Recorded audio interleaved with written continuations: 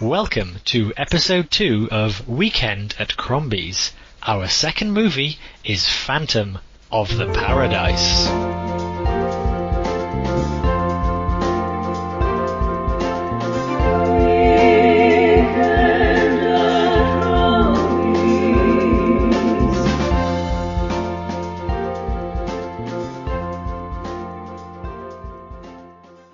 Welcome all, my name is James Evans, Esquire, biological father to one, philosophical father to many. I'm here with my fellow podcasteer. I am Hugh, my past is a mystery, but my work is a legend.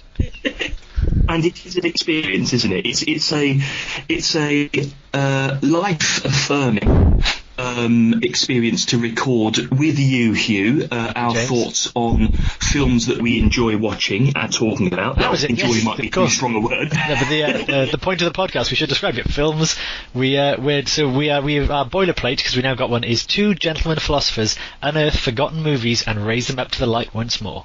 Oh, that's beautiful, isn't it? And I think we've done that. Yeah, as we have, yes. Much like those two guys raised up Bernie from the dead and dragged him around, tying nicely into the theme of the podcast, Weekend at Crombie's.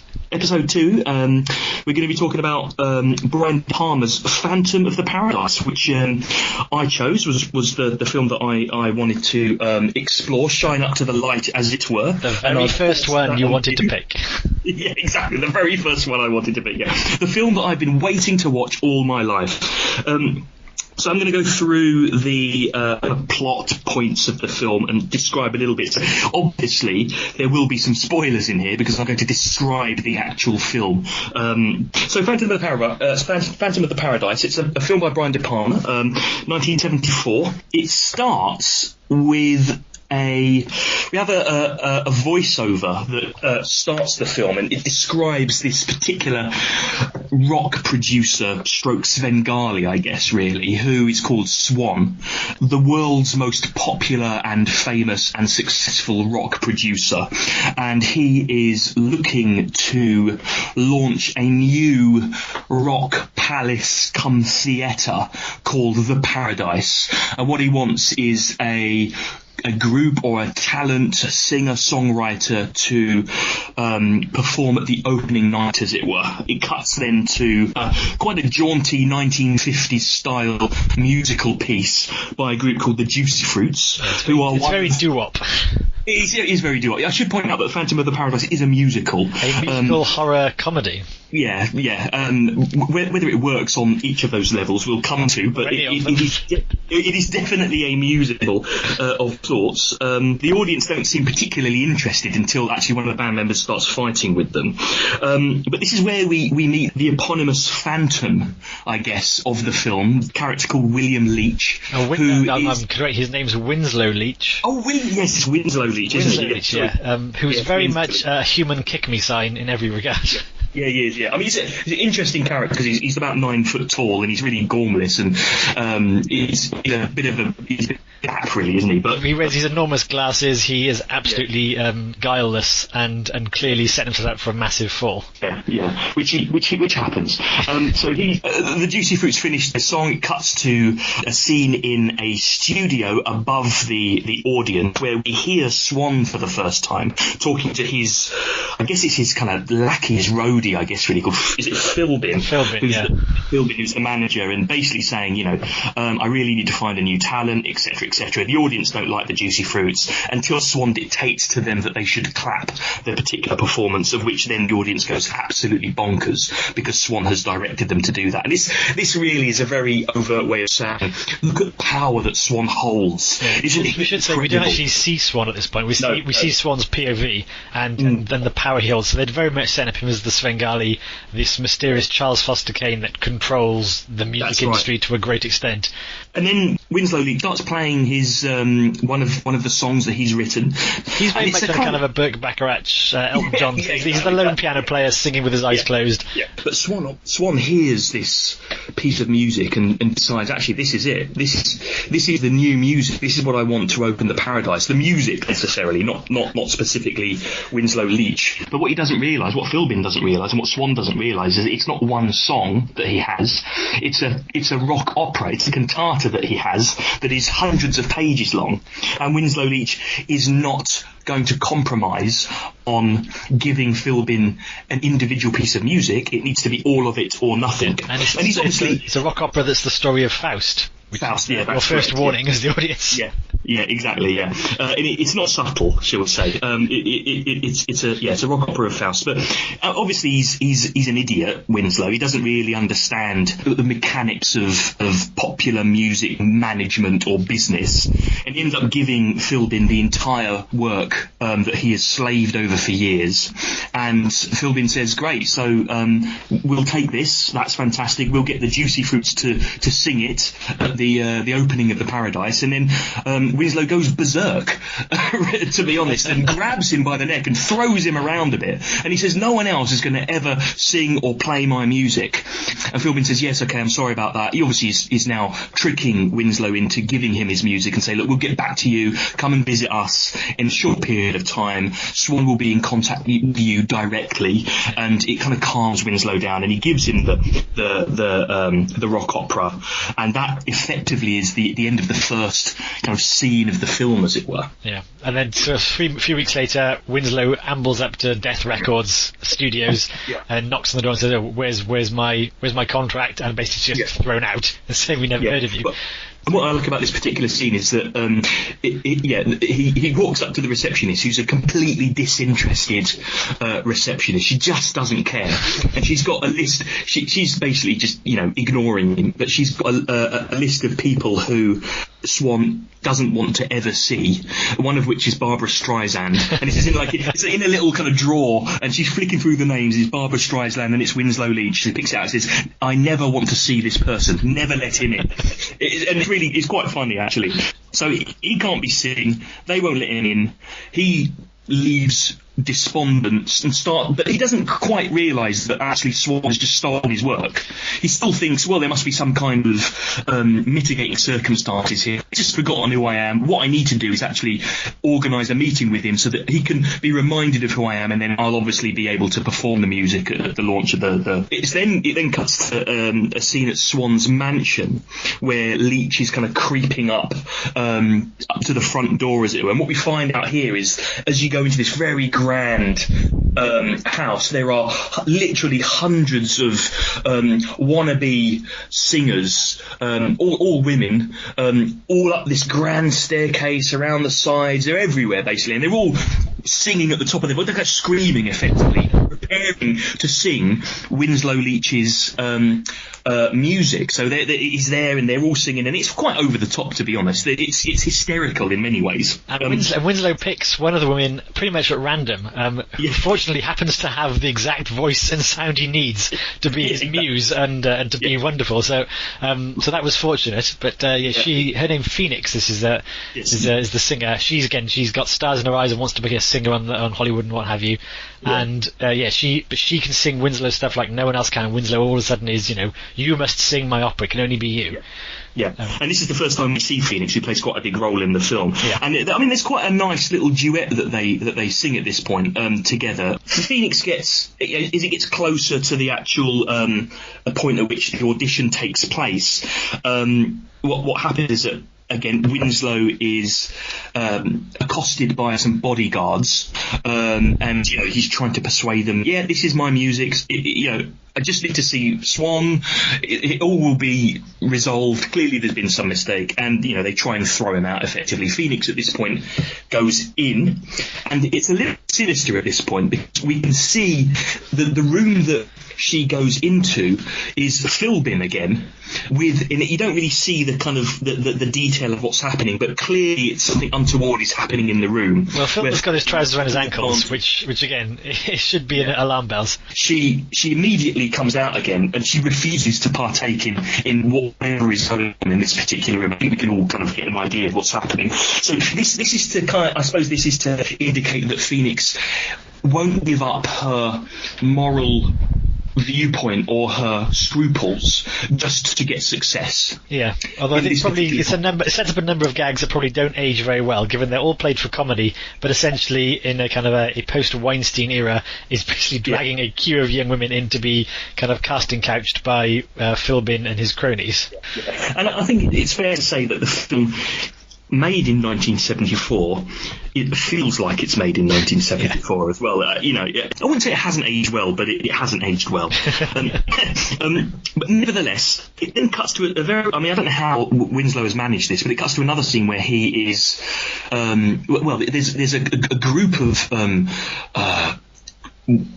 voluptuous women, I guess, on a bed, and they're all kind of talking to each other about how amazing Swan is. And it turns out that Winslow is one of these women, but he's dressed in a woman's clothing. And this Swan walks in. It's the first time you see Swan. And to be quite frank, he's not what I expected. He looks a little bit like a creep. He's really smarmy. Maybe that's the point. But I was expecting a kind of Richard Chamberlain kind of character, and what we got was Jimmy Cranky. Really, it was a bit odd.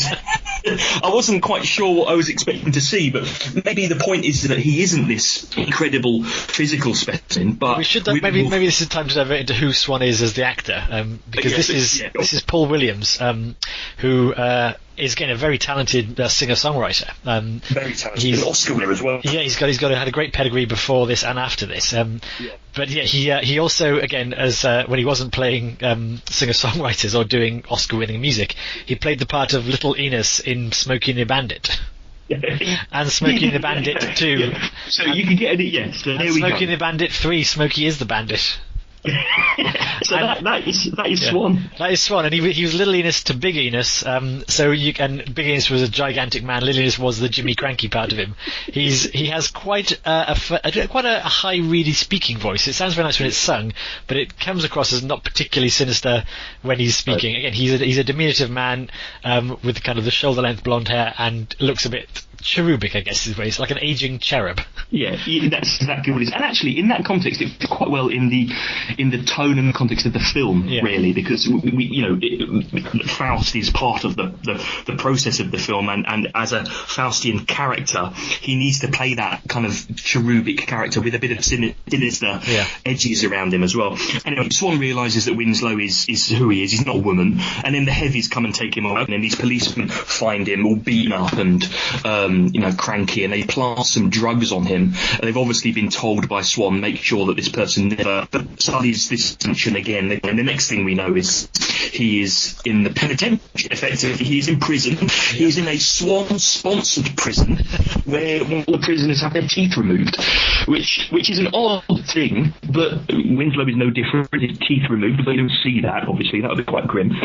But it's a point at which we see he's effectively done for. Nothing he can do about it. He's lost his music. He's in prison. So he now has these metallic teeth and kind of a fairly dazed look in his eyes. So he's gone through the ringer quite briskly, kind of played for laughs, but it's also fairly brutal. I mean, he's there whimpering, saying, "Don't take my teeth."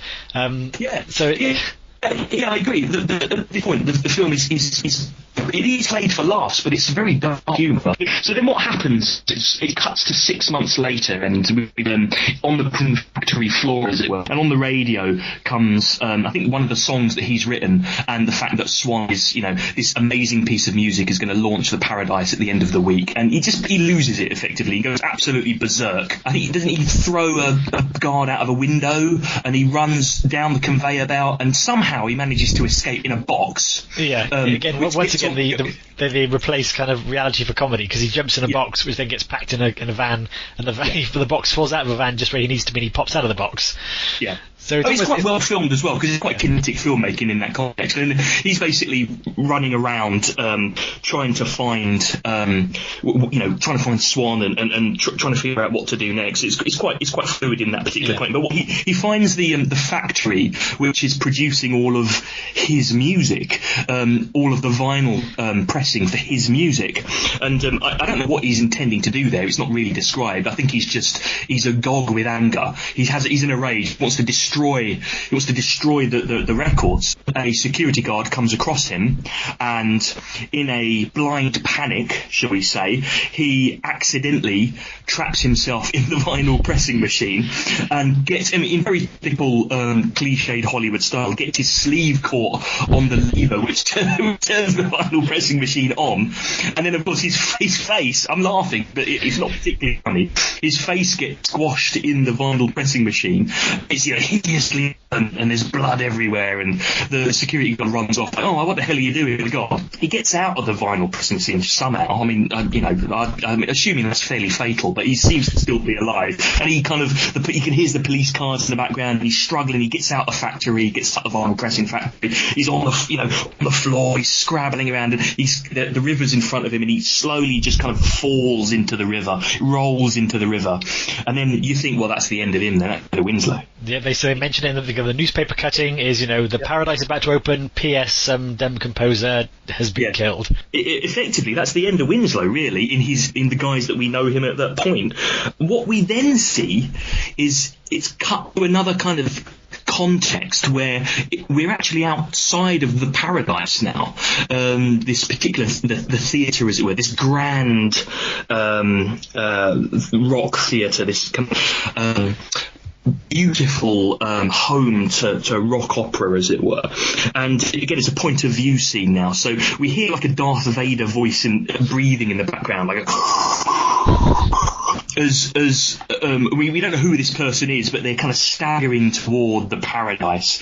They go past a number of kind of roadies who are standing outside, and immediately they get completely shocked by whoever this person is. Obviously, their hideous figure, as it were, a little bit like the Phantom of the Opera, perhaps. They're like, oh my God, look at this guy, oh, he's disgusting, and they all run off. And then again, this person who you're seeing through the eyes of, it's into the theatre, and he goes into the stage area, into like the costumery, I suppose, and he picks out a cape and what looks like a Battle of the Planet style helmet. Yes. I think it's a really nice piece of production because it's really effective, and he puts it on, and this is the Phantom. It has an image, it has a personality now.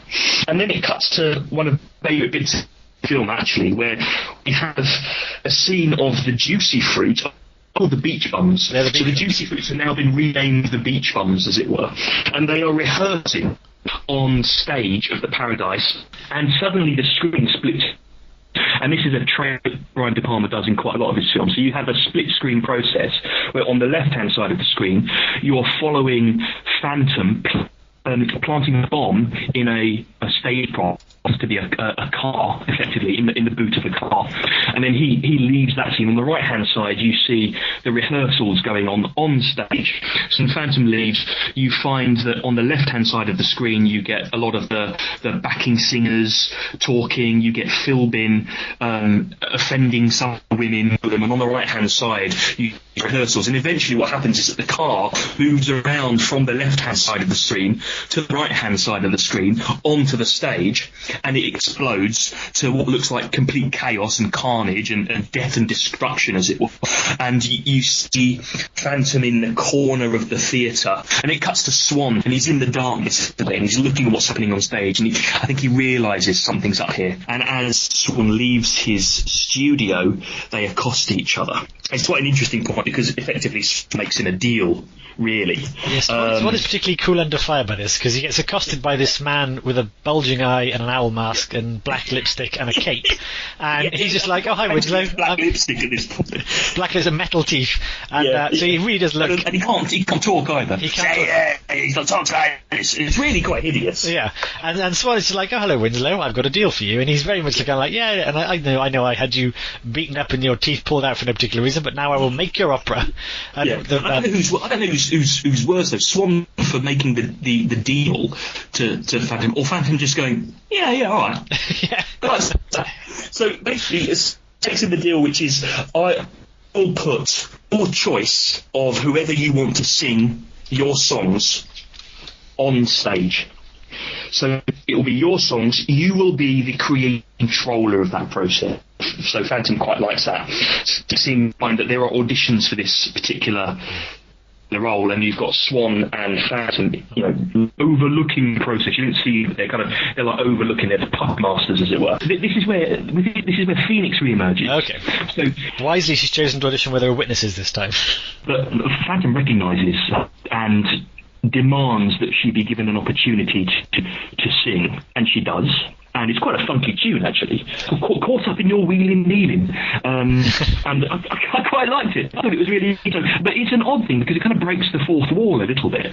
So she starts looking at the camera, i.e. me and you, and singing to you, which is an odd thing in any context in the film so far. So that's quite interesting. But the bit that caught me was the choreography of this song, because she starts singing in this fedora that she flings to the floor so she can fully emote, and she's kind of bopping away, and all the other singers, even though they're competing with her, they're bopping too because her singing is so good, and she's so much caught in the song. When she gets to the outro, she bops away off the stage, and then she has to come back on and pick up her hat. That is true. I don't know where that came from. It was all going so well, and she just goes insane. Then she comes back, and Phantom at this point is madly and deeply in love with Phoenix, but Swan says that he can create a complete show for her that Phantom writes, and this is where Phantom has to sign the contract in blood. So the contract is like the Faustian bit, yeah. This is a patch. Yeah, this is like 1,000-page contract, and it's all in a really arcane language, like it's like all included should be deemed included, and it doesn't really make any sense. And isn't there a joke about when he sees what's this about my immortal soul? Oh, that's a shipping clause. Yeah. Exactly. I don't know. Maybe that was funny in the mid-70s. So the deal with the contract is that Phantom has 1 week to write a new rock opera, Phoenix will perform rock opera, and basically Phantom is okay. She's the only person who can ever sing my music. It can't be me. It must be Phoenix. And so he signs it, and then he's locked away in this kind of dungeon studio, and we have I do like a montage scene. So we have a montage scene. He's now recovered his voice, though. He can now speak in a kind of modulated robot voice because of the machine. Because Swan has given him the means that. So So I think it's like more of a rhythmic Stephen Hawking type of sound, really. I mean, it's not a staccato. It works quite well. You could get a song out of that, I think, if you tried. So he's locked in this room, and the montage is basically the clock is going, and it indicates the passing of time. A little bit like the close of the movie, actually. We're not talking about centuries. We're talking about days and minutes, as it were. And you see him scribbling away. So he's working this beautiful Carter. Except that, of course, he thinks that Phoenix is perfect. But the problem is that only Swan can be perfect. And so he had a problem with Phoenix to be the singer of the Phantom's music and Paradise. So what's he telling Phantom this, Lois?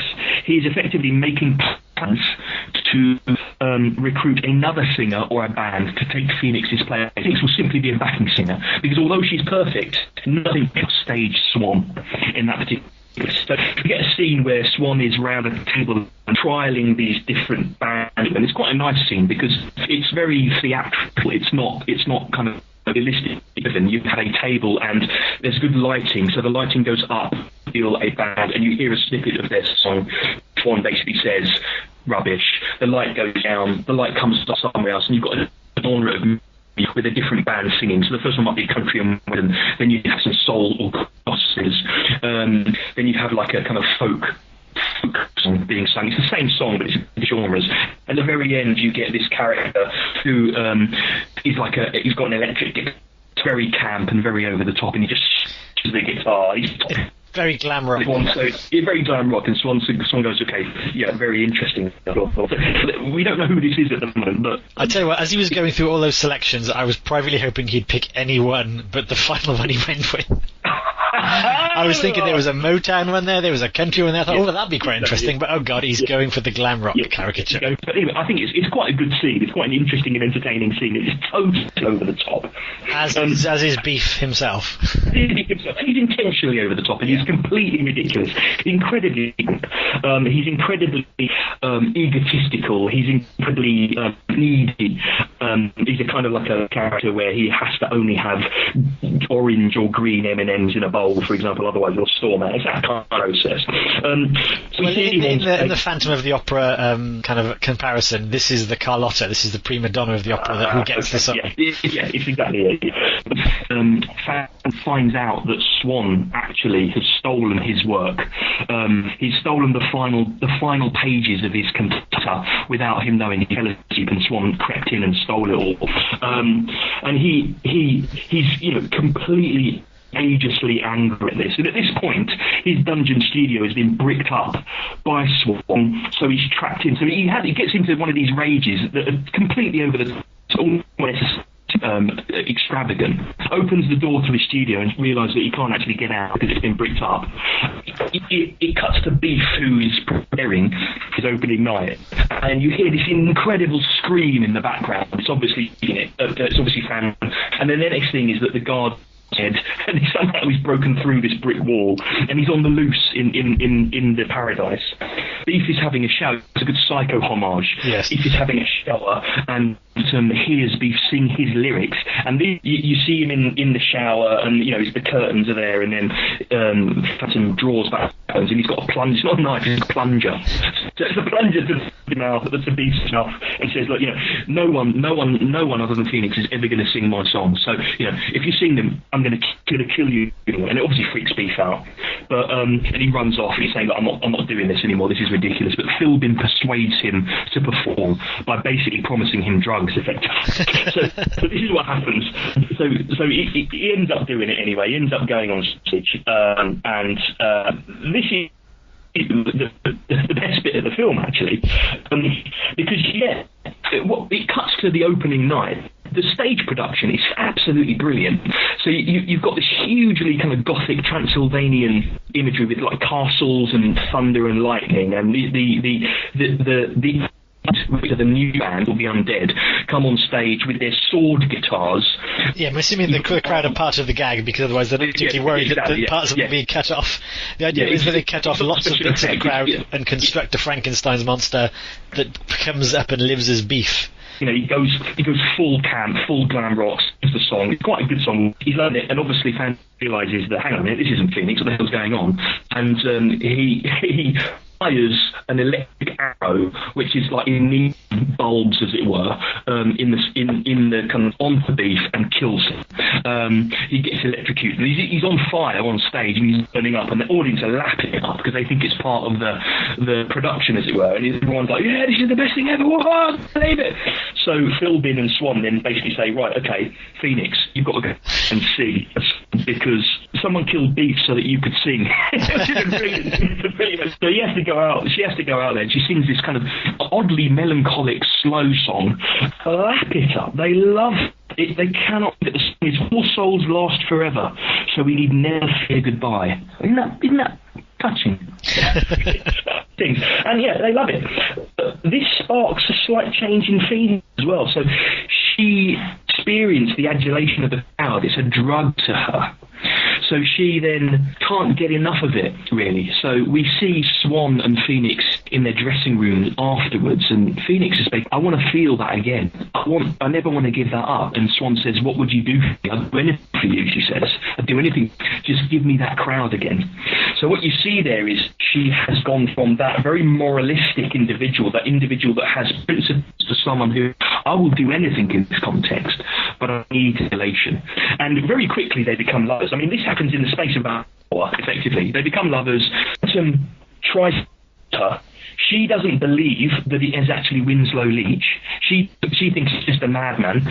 So they're up on the roof of the theatre, and she's getting freaked out. He's pleading, this is me, Winslow, I wrote these songs. She's like, what the hell are you talking about? Let me go, the audience love me. She gets into this limousine with Swan and Philbin. Now, as Phantoms go, poor Winslow doesn't have the moves of the Phantom. He doesn't have the canoe underneath the sewers and the candles and everything. The Phantom kind of follows them to Swan's mansion, and he's up on the roof, and he's in this kind of roof window, as it were, and he sees Swan and Phoenix, having a bit hanky-panky, I suppose, is the best way I can describe it. It's not particularly explicit. Let's not, I'd probably say hanky-panky is the best they can do, yeah. It's just sort of like fully clothed, rolling around on a large bed. Yeah, exactly, yeah. And obviously he is aware that the Phantom is watching them as well, and he's lapping up. He's absolutely loving it, and Phantom is he's distraught. He tries to kill himself. He does a good go at it. He drives a knife into his chest. Yeah, exactly. So Phantom is there. He's wanting to kill himself. He stabs himself in the stomach. This is where Swan comes out, and oddly, Phantom isn't dead. He's thinking to himself, why aren't I dead here? And Swan tells him that actually he's signed a pact with Swan. He signed his soul, as it were. He's signed it in blood. He can't die. The only way that Phantom can die is if Swan dies, because Swan himself has a similar pact, although at this particular point we don't know who with, although we can imagine who it might be with. Brackets open, the devil, brackets closed. That was kind of the first hint we had that Swan himself is not the devil, which I was assuming up to this point. Turns out Swan also has a deal with the devil. So anyway, Phantom can't kill himself, so that's the end of that. He has to just kind of deal with the fact that he's going to be there forever until Swan dies. So one of the kind of key points moving forward now is that Swan Phoenix to perform at the following night's performance. I think it might be the following week's performance, and it's going to get married live on TV, and it will be a huge, wedding of the year, as it were. And then she'll perform the song. But actually, Swan has a more dastardly deal, and actually, what he wants is to kill her, because he believes that the ratings that he got from Beef's murder live on TV would be doubled if Phoenix was murdered as well. And so at this point, you see they're kind of preparing for the wedding, as it were. And Phantom has again somehow he keeps breaking into Swan's studio, which is ridiculous. You'd think they're about security. He keeps breaking in, and he finds video footage of himself signing the contract with Swan. And then he finds footage of a younger Swan, although not much younger by the way he looks, but a younger Swan in the bath, wanting to kill himself, thinking about killing himself because he doesn't want to grow old, because he thinks his beautiful looks are worth preserving. And in that particular context, then all of a sudden, he is really, I know. He's looking at himself in the mirror, and the mirror version of himself starts talking to him and says, "Oh, so you want to be young, do you? Well, that's brilliant. I can help you with this." And he ends up signing his own contract with the devil or himself at this particular point. I'm not quite sure whether it's hallucinations or whatever, but it's actually happening in that context. Well, so you see him sign that. Yeah, this is the Dorian Gray part of the story. So we've had Faust and Phantom of the Opera, and now Swan will stay forever young, but he can never be photographed because that will show his true face.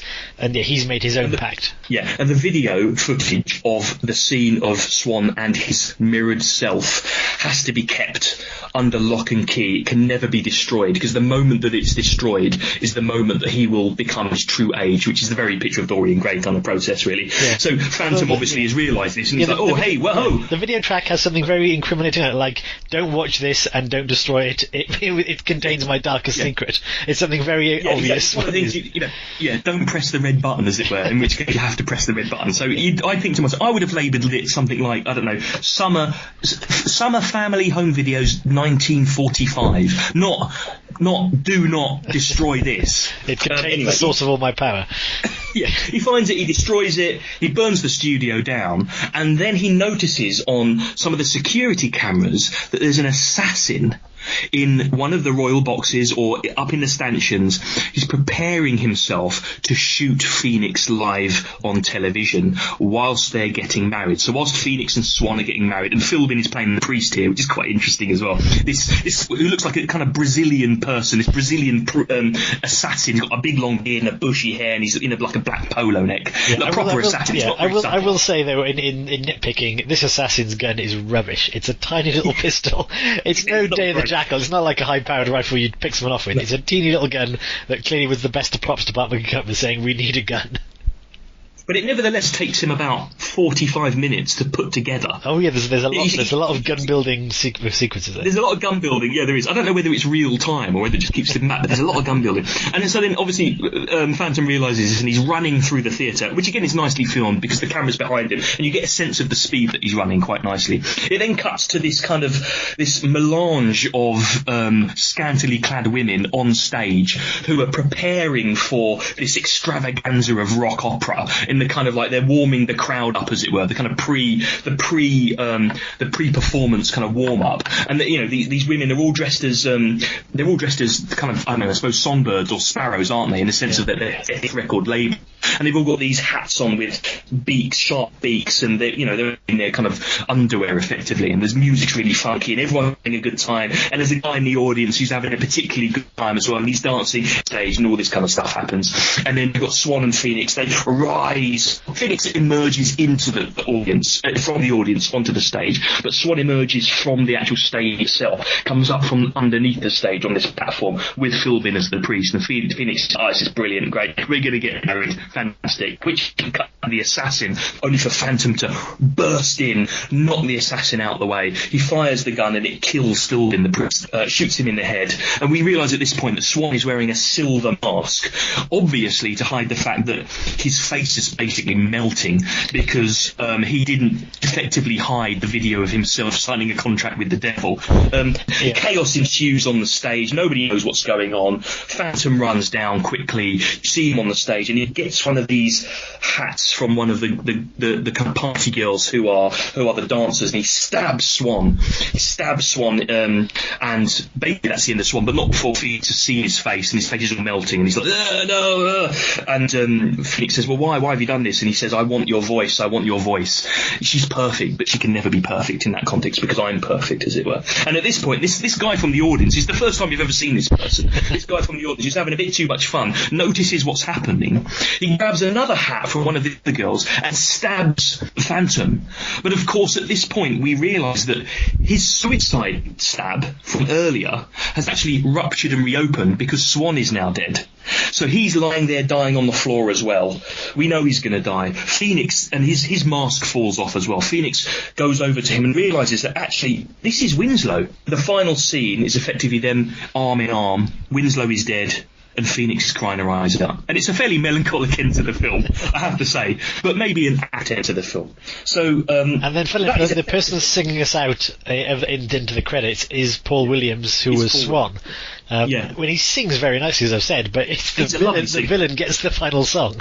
Yeah, he does. Yeah, I quite like. Yeah, I like that. I think that is that's counterintuitive, and yeah, he gets the final song. I mean, he's the most interesting character in the film. I think, yeah. So that's quite fun. So that, I think, we have successfully recapped the plot of Phantom of the Paradise. We'll return to you as we analyse and take a deep dive into what it all means.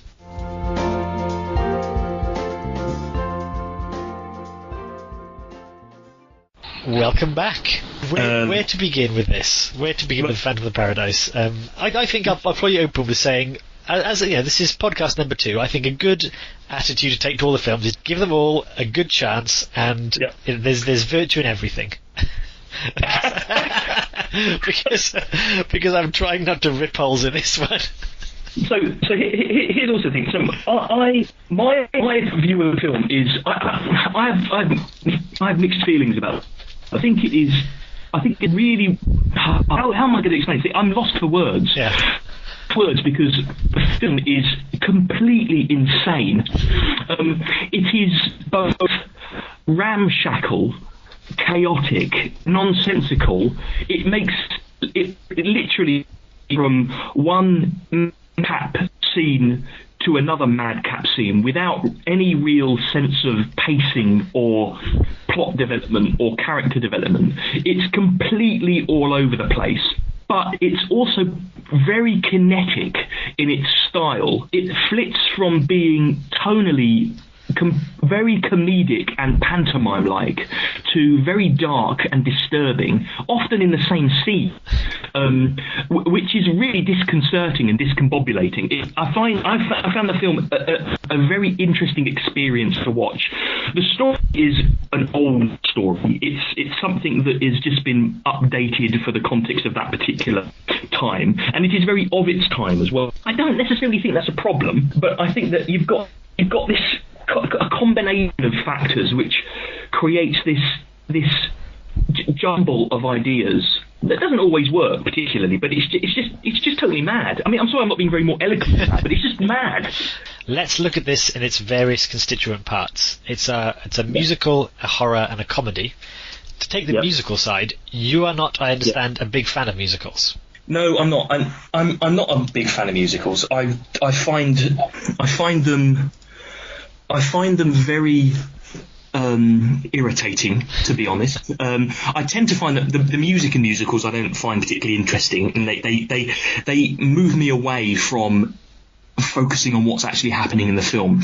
Having said that, there are some musicals which I find that I can bear, and they tend to be musicals where the music is part of the actual story rather than people breaking into song when they're walking down the street for no reason whatsoever. I believe what you're talking about there is diegetic music. Exactly, yeah. And this film falls into that. Yeah. The music is stage-driven, it's on the stage, so I don't mind that so much. I can get that. I don't mind films that have music in it.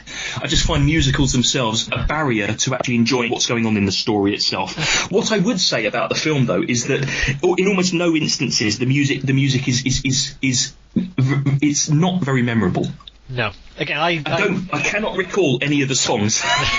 No, conversely, I am a big fan of musicals. I like stage and screen musicals a lot. And as a musical, for me, failed quite badly. There was. Again, they say you've got to have something that leaves the audience humming as they go out of the theatre or tapping their toes to. There was nothing in here. I think it's because it's very varied. Like I say, it starts with doo-wop, it goes to Beach Boy stuff, there's glam rock in there, there's a bit of everything in there, and that makes it very inconsistent. There's no tonal food path. And again, as we say, the composer, Paul Williams, is a very successful and a very good composer. He's done some good musicals, but it felt really bad as musicals. And like I say, it wasn't something you can remember. Subsequently, actually, I've listened to the soundtrack on its own a few times, and it's a little bit. I liked it. I warmed a lot more to the musical when I didn't have the movie getting in its way. There's some nice songs in there, but still nothing that's above an average good song. It's a song you can enjoy. Yeah.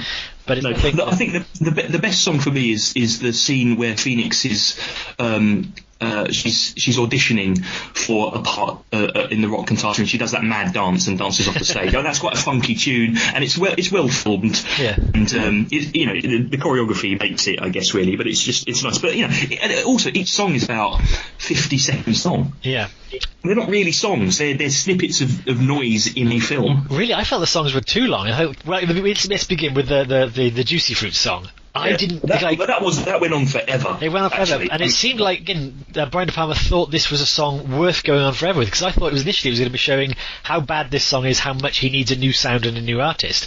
But clearly, the length of time and the performance they put into it indicates they think this is a song that you'll like as well. And I'm not so sure. I'm not so sure about that. But no, I think that the length of the song was to indicate that Swan has control of the audience effectively, because none of the audience applauded after the song finished. It wasn't until Swan said, "I want you to applaud," that they went absolutely berserk, and they're clearly obnoxious as well. Yeah. So I thought it was the Juicy Fruits have passed their prime. They're not popular anymore, but it doesn't really matter. Yeah. Well, okay. In that case, that may be good filmmaking, but according to the rules of musicals, that's a terrible opener. Then you don't open with a long, boring song. You don't want to open a musical with that, though, do you? Yeah, exactly. This musical starts with the worst song in the whole film. So I think, in that case, again, even the ones like Winslow's solo, they're not really ones that catch you as sort of things you'll hum on the way out. And Yeah, I think. No, they're not really. As a musical, it's not working. I think you mentioned about the staging being quite kinetic and being quite exciting. For me, the songs, all the performances were very static. They were all being performed, as I say, diegetically. They were all happening in the real world. Yeah. And it was like the juicy fruits out on the stage, and we are the audience watching them on stage. Winslow sat at his piano, and the camera went round him, but essentially we're just watching a guy at a piano. Everything because it was being performed as if it was a performance. Because I actually, we might come to this, other musicals of its time, like the Rocky Horror Show. I watched some of their things to refresh my memory, and those musical numbers are much more dynamic. The camera is zooming around a set, following its people. They're not like they're performing on stage, which is funny because Rocky Horror was a stage show turned to a film. This was a film, and it does nothing that a film can do. A film camera can go anywhere, and this didn't. It just had a stage and people and performances. So I think as a musical, it's kind of dull and it's not musically successful. So that's strike one for me. Well, I would add to that. Although I don't think that the music in it is successful, I disagree with you about the production of the musical aspects of the film. Okay. So my favourite scene in the film is the opening of the Faust rock opera, as it were, where and I actually love that. I think it got a real energy from the audience. It really felt like it was a live audience. You had the performers on stage, and it was very theatrical, very over the top. I really like that. But then I'm not as well versed in the musical canon as you are, for example. So I felt that it was trying to do justice to the stage production, but not necessarily trying to do justice to the music that was being portrayed on that stage production, as it were. Because Brian De Palma he's known for his kinetic filmmaking, his stylistic filmmaking. He's not necessarily, and he's known for his staging. So in a lot of his films, like Carlito's Way, or Blowout, for example, you will have a camera that follows an individual for a long period of time in an incredibly long cut. I'm thinking of Carlito's Way, where you have Al Pacino in the Grand Central Station toward the end, and the film goes. That particular cut goes on for maybe 6 or 7 minutes as he walks around the station. And in Blowout, the scene that just follows, I think it's John Travolta in a fish market throughout the process, and it's really brilliant. And there are elements of that in De Palma's work here, but I think it's an early De Palma work. And what he's trying to do is he's finding his style. It certainly feels like an essay in terms of someone seeing what works. He doesn't get it all right. Did he ever do a musical after this? He has produced some operas. Okay. But he's never directed a screen musical. Though. No, that may be he's discovered what didn't work.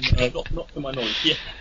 Okay, so that's the musical aspect of it. I think we have a little disagreement there. I think we do, but we're allowed disagreement. A multitude of opinions are allowed. So in terms of the horror aspect of it, I thought worked in terms of the horror aspect of it, absolutely. I thought it was quite a macabre, kind of Grand Guignol style theatrical production, which worked really well in the horror kind of vaudeville approach. Really, I really liked the over topness. It was gruesome when it needed to be gruesome. I thought it was macabre when it needed to be macabre. It was dark when it needed to be dark, and it had that kind of almost like a phantasmagorical approach to it, which I never quite felt sure what was going to happen, and I like that in horror. Because you need to be on the edge a little bit. Yeah. Well, see, this is reversed, because you like horror a lot more than I do, and I'm much more versed in it. I do. Now, for me, what worked for me, the look of the Phantom was very good. They've the owl mask, the metal teeth, the black makeup, the cape, and they did a very clever thing where he's basically got one good eye and one bad eye, so his face is always turned to the good eye is seen, and they've got a magnifying glass for over the eye patch. Yeah. So this enormous eyeball is very, very creepy. And whenever you see him like that, it's not pleasant in a good way.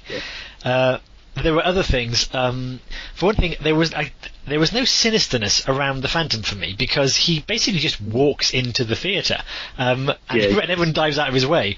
And if you we're going to compare it to Phantom of the Opera. The idea of Phantom of the Opera was there's this weird thing that's been happening at the theatre for years and years and years, and nobody quite knows, is it a man, is it a ghost? I mean, here it's quite tactically a man who's come in and started messing this up. He's actually a terrorist. And that, and for me, it's very obvious who it is as well. Very quickly. There was. I mean, really, I'm going to get into the whole now plot-wise to do with the Faustian thing. You see the origin story, and then it's very linear. You see the origin story, you see the bad stuff he does, and it concludes.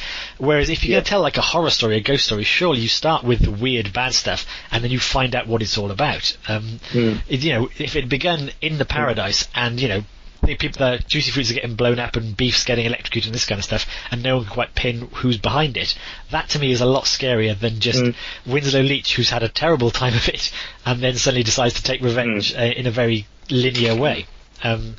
And this comes back to the whole, actually, the idea of the plot-wise in terms of the horror and the kind of the moral horror of it, is that Winslow signs his Faustian deal, where he does it in blood and he's trapped forever, about halfway through the film, when he's already pretty messed up and hasn't done anything wrong, apart from being naive. He gets beaten up, he gets his teeth ripped out, he gets his work stolen, and he gets his head pressed, and he gets his voice destroyed, and he gets his work and then he gets betrayed by Swan a lot, and then he decides to do the Faustian deal. Now, to me, and then he gets rejected by Phoenix as well. Now, to me, the Faustian deal you do at the beginning to get all this stuff. Like he should have been this naive songwriter who makes a deal with the devil so he can get it, and it turns out this devil will betray him and destroy him, and he turns out into the Phantom. Whereas there's no moral element to it, because Winslow is already a mess and has nothing to lose. So he's kind of, he stands over his soul. He's already very messed up.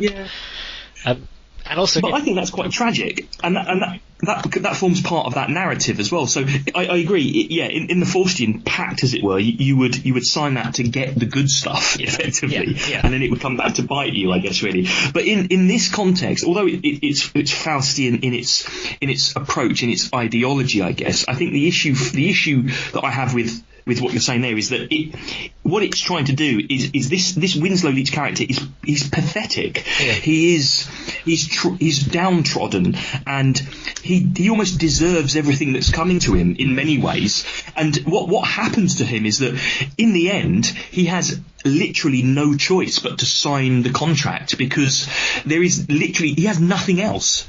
He has absolutely nothing else. And I find in terms of horror tropes, horror metaphors, that's quite a tragic approach. It's bleak, and and that's horrific.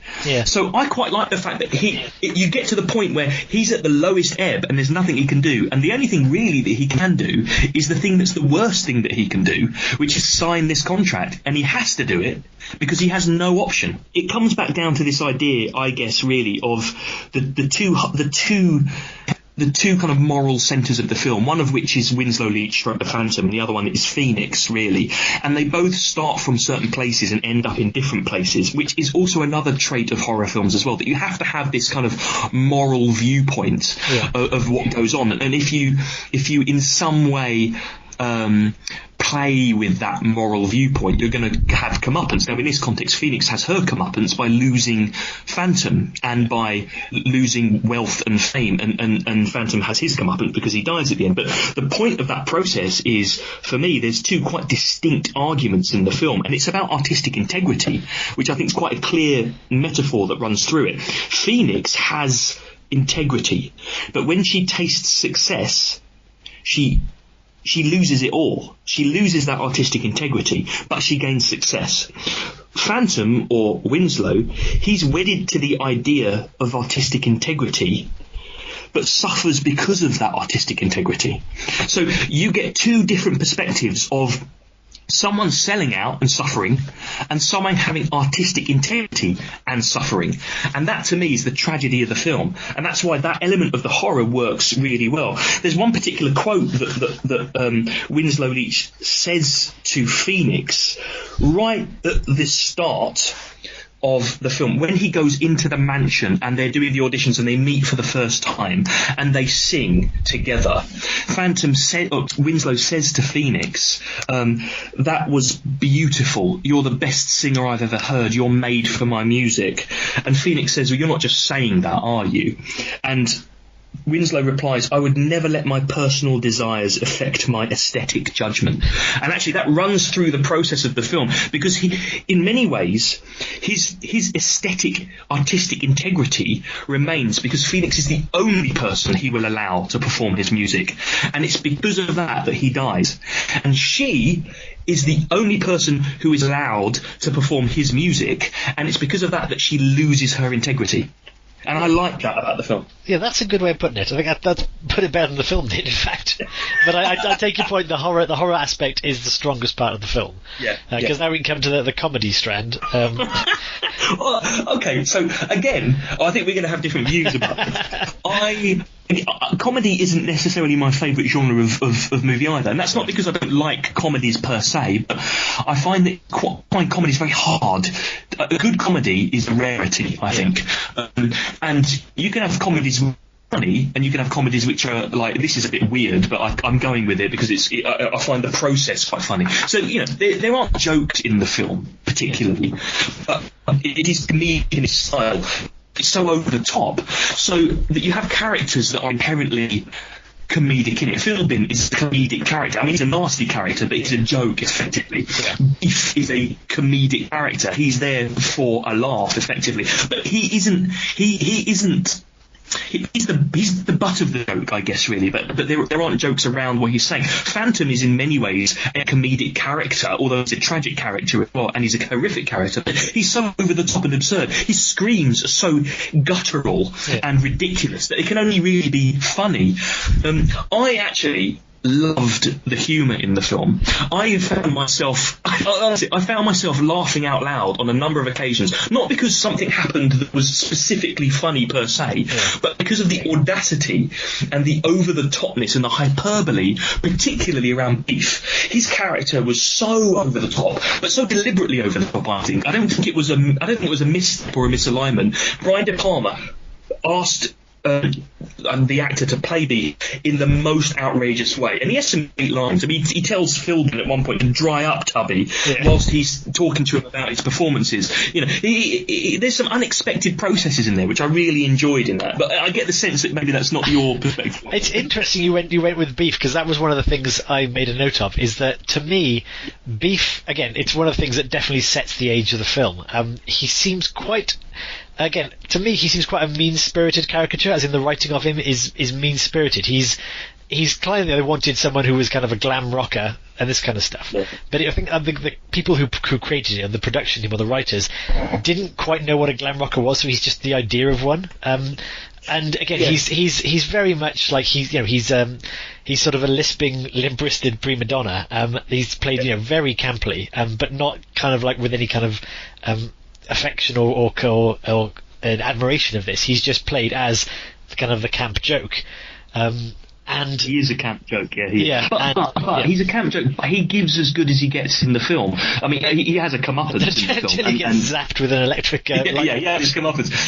But he doesn't lie down and take it. He has agency in the film. He has quite a small part in the film, actually, in the whole scheme of things, but he looms large over it. But I agree with you. I think that he's an archetype, actually, in the film. He isn't there to build any real sense of character development within that particular process. He's there to move the plot along, and he's there as a symbol of an extreme version of what I think Brian De Palma is trying to say about the music industry at the time. So he is that extraordinarily extreme, over-the-top representation of all of what was going on in progressive rock and glam rock at that time.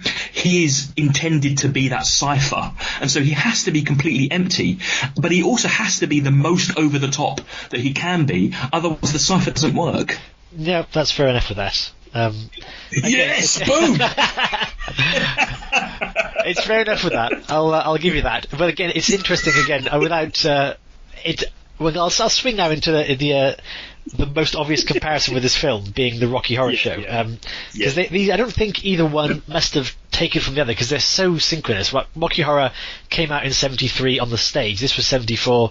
The Rocky Horror the movie was a few years later. So it seemed like no one was stealing ideas from each other. But no, they probably developed it around the same time, wouldn't they? But like the aesthetic of it is very similar. You know, the horror comedy of it, the almost retro look of both of them. Yeah. There's a scene in Rocky Horror. The camp nature. There's a scene in Rocky Horror when again a human being is constructed. You know, as this blonde, bronzed, muscular man, which is very similar to the way that Beef is constructed in the Phantom. Phantom of the Paradise, and it just, again, thinking of Rocky Horror, which is obviously not perfect either, just seems to be a lot more generous in the way it handles its material. It seems to have much more affection for it, whereas again, you're right, but Beef is portrayed as everything wrong with the industry, and it seemed to be coming from a point of, I don't like this and therefore I'm going to send it up, rather than isn't this glorious? Although he does have some very glorious moments on stage. Yes, no, I agree. Now, I have to say, I've not seen the Rocky Horror Picture Show, so I don't have that point of reference. Takes away my surprise for what the next movie is going to be then. Right, okay. So because I've not seen that film, I can't comment on the comparisons between the two. Okay. However, there's that. When I was looking at films to choose for Weekend at Combies, I was thinking to myself, we'll come on to that, so I won't deal in that at the moment. But there was something about this film that appealed to me, without having seen the Rocky Horror Picture Show. I suppose I take your point. This Phantom of the Paradise is I think it's a darker, meaner film than Rocky Horror. Rocky Horror is a celebration, and I think Phantom is a satire, or it is a cynical piece. And I think that's possibly one of the reasons why Rocky Horror has such a beloved following and Phantom doesn't. And I think whatever you think of the construction of the film, whether it's a good film or not, I think that, from what you've said and from what I know about Rocky Horror, it is not a perfect film. It is a flawed film in the same way that this is a flawed film. But Rocky Horror has garnered a lot of attention and has captured people's imagination because it is positively skewed, and it is a celebration of all of that type of environment and context, whereas I think Phantom of the Paradise is the opposite. It's a destructive piece. Yeah. It's a piece of cynical, intentionally so, don't get me wrong, I think it is a piece of satire which is about a criticism of the music industry and the idea of artistic integrity, whereas Rocky Horror is a celebration of musicality in that period. And that's why Rocky Horror, despite their similarities in construction and process, is the film that's remembered, and Phantom has effectively been lost to the annals of time. That's effectively the film. That is Phantom of the Paradise. I'm gonna talk a little bit shortly about why I chose Phantom of the Paradise.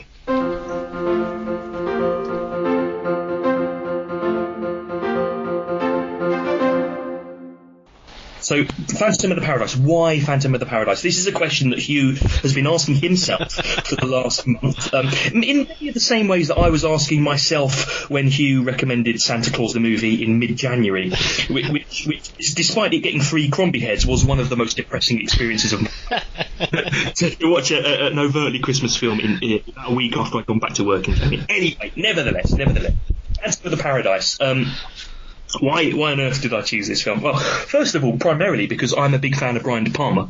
I like his style of filmmaking. Not all of his films are great, don't get me wrong. I don't think he's made a particularly good film now for about 25 years, as it happens. But classic Brian De Palma, I think, he's one of my favourite directors. I like his sensibilities. I like his camera work. I like the way that he builds stories up in a Hitchcockian way. So there's a lot of homage to Hitchcock in his films. I like his split screen stylistic styles that he does quite a lot in most of his films in many ways. I like the long cuts. I like the chaotic energy that he brings to films as well. And this was a particular film that I'd not seen from Brian De Palma that I had heard had a bit of a cult following. And it's in a period of Brian De Palma's work which I think you would probably describe as early Brian De Palma, but certainly not his first couple of films, as it were. So he was a well-established director at this point, but hadn't had the huge hits that were going to come. So this is pre-Carrie, for example. It's a couple of years before Carrie was made.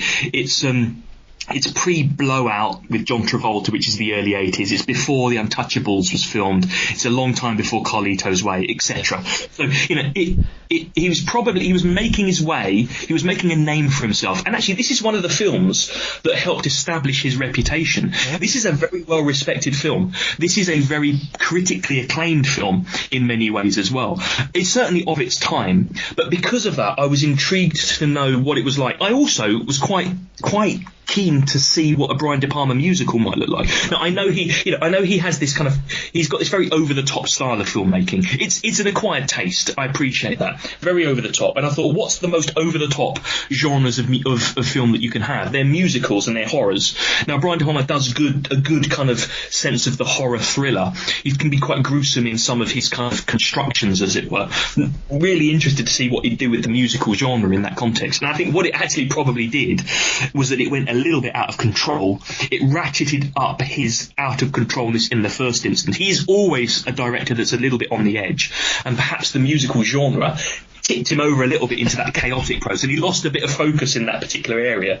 But nevertheless, I think for me, watching the film, I'm glad I've watched it. It's an interesting film, and it's certainly an interesting piece in the De Palma canon, as it were. One other thing I will add to it, if you've not seen the documentary called De Palma, which is rather obviously about Brian De Palma, I watched it. I think I watched it about a year ago, and it's very simply a documentary where he is facing the camera and he's talking about his films, and it's chronological. So he talks about each of his films in chronological order, and every single one of his films has about 5 or 6 minutes of him discussing it and clips from the film. And this is where I first come across Phantom of the Paradise, and so I saw a few clips. I heard him talking really passionately. It's one of his favourite films, and I thought, wow, that looks brilliant. I've never heard of this. I'm a film fan. I'm a Brian De Palma fan. Why have I never heard of Phantom of the Paradise? So that's where that kind of initial thinking came, and it's taken this long for me to actually get round to watching it. So that's why I thought, actually, it's been on my list for a while. Let's watch it as part of Weekend at Crombie's. Very good. Speaking of Carrie, I learned something as I was watching the credits and letting the voice of Paul Williams wash me away from the film. And I'm so peeved. This you could find on IMDb or Wikipedia or something, but I found it in the credits like a trooper. And that Sissy Spacek was like a costume or a costume assistant on this film. Yes, she was, yes. Yeah. So she was making her bones until she could become Carrie.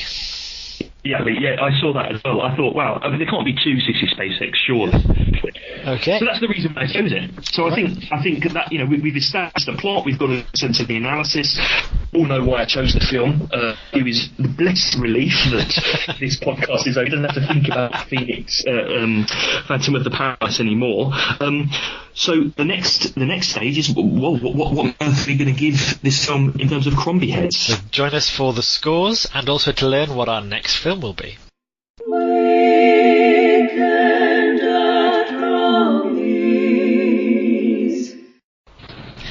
It's now time to rate Phantom of the Paradise using our trusted scale of 1 from 5 floating Crombie heads. James, would you like to go first and say how many floating Crombie heads you'd assign it? So I wouldn't want to be presumptuous about this, but I think we're going to have a different of opinion here. we may indeed, yeah. So I will tell you first, and then I'll give you the score, as it were. The madcap, chaotic, ramshackle, rambunctious, insane, nonsensical, non-setter, not very memorable music, dark, macabre Phantom of the Paradise gets a 4 floating Crombie head score from James. That's 4 floating Crombie heads from James. And I actually love the film. I love its campness, its over-the-topness. I love its cheapness. I love its stupidity. I love its insanity. I think it's a great film. So that's 4. And what about you, Hugh? What do you think of the film? What do you think the film deserves? Let me compose myself for a minute.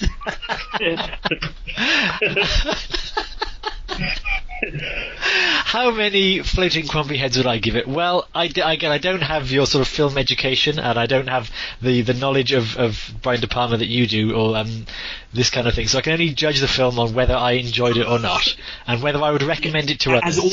As all films should be judged. Absolutely. Again, it's all personal to the viewer, and I think on that basis, with regret now, I'm going to have to give it 1 floating Crombie head. It is. That's what I felt when you said 4. I thought you were going to give it a 3, and that would be a generous 3. 1 floating Crombie heads. I'm afraid there isn't. I can't believe that. 1 floating Crombie head. You know what, despite all of the nonsense that I spoke about artistic integrity and aesthetic visions and macabre ciphers and representations and allegorical, well, you'd still give it a 1 despite selling it like that. But do you know what? If you'd made that film that you described to me and given it a good soundtrack, I might have given it a higher score. But I didn't. I saw a really poorly put together musical. The horror I found off-putting but not enjoyable. The comedy just did not land for me. I didn't really get a good central performance from anybody. I mean, again, Winslow Leach is not a lead actor.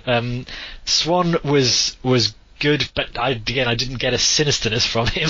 I found Phoenix drippy. I found Beef just offensive. Just a lot of it I did not enjoy whatsoever. And it was, to be honest, when the good bits were coming at the end, I think, and you were getting all this message, I was just hanging in there to get to the end. Well, at least it's not very long. It's about 87 minutes, so you didn't have to suffer it. Was it too not long? To be honest, you know the bit when Winslow kills himself about 60 minutes in? I thought, is it over? Has he done it? And then he gets up again and I'm like, oh no, he's not dead!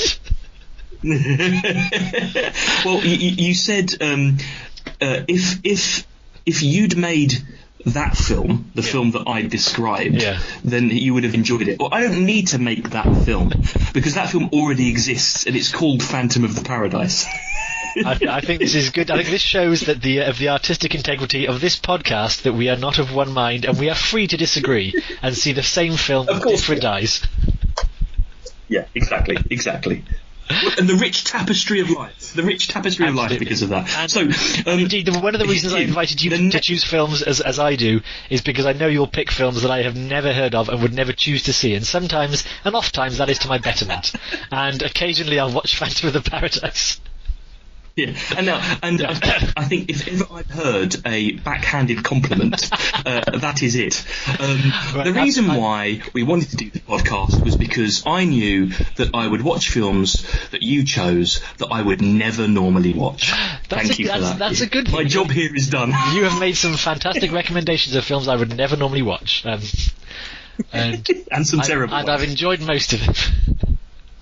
However, now there's a lot of pressure on me for the next film, because I doubt if what I'm about to suggest will have this kind of artistic integrity, great pedigree. But I think, but as we will discuss in a month's time, I think it's a film that's worth analysing at least. It's been a long time since I last saw it. The film that we shall next be reviewing will be Quigley Down Under. Quigley Down Under. Quigley Down Under, the Tom Selleck Cowboy Australia movie. We'll say no more from that. We will acquire a copy of each, and we will review Quigley Down Under. And lovely. Well, I look forward to the Quigley Down Under March extravaganza. Indeed. And I think that we're done now. We'll hopefully make it into time. We'll see how the edit goes. But we'll just... Yeah. We can get it down to about 27 minutes this time. Yeah, certainly no longer than Phantom of the Paradise. No, it certainly felt longer than Phantom of the Paradise. Enjoy your weekend at Crombie. Evening all.